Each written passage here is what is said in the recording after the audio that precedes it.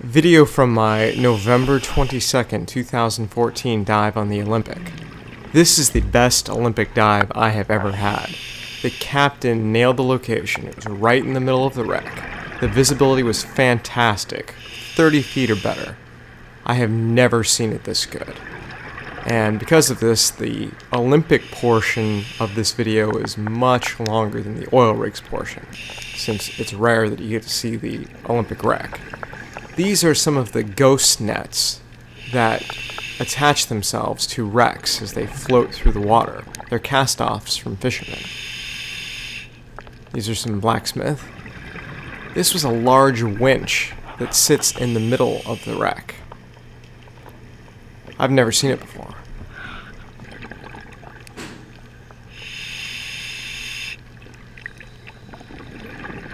This is just showing some of the relief of the wreck. This is actually the bow. You can see it rising up into the gloom. That's Andrew and Brian. Here's a quick little tour of the wreck as I swim along the deck. That's the winch from earlier. There's a large section here where when the ship was fully built and fully erect, you could go down into the hull. However, the ship has essentially collapsed on itself, and it's now only the deck and the support structure immediately below the deck is still viable.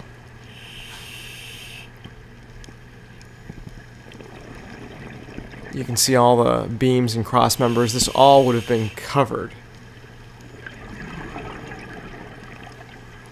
Still just great visibility. There's Brian. Valerie in the back taking pictures. Here's one of the few standing pieces of the wreck. This was a large lingcod that was on the wreck, hidden in the nooks and crannies.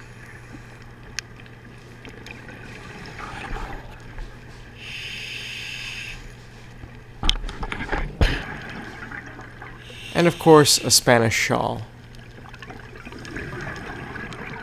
I always seem to find them in a high current area where they can sort of flap back and forth.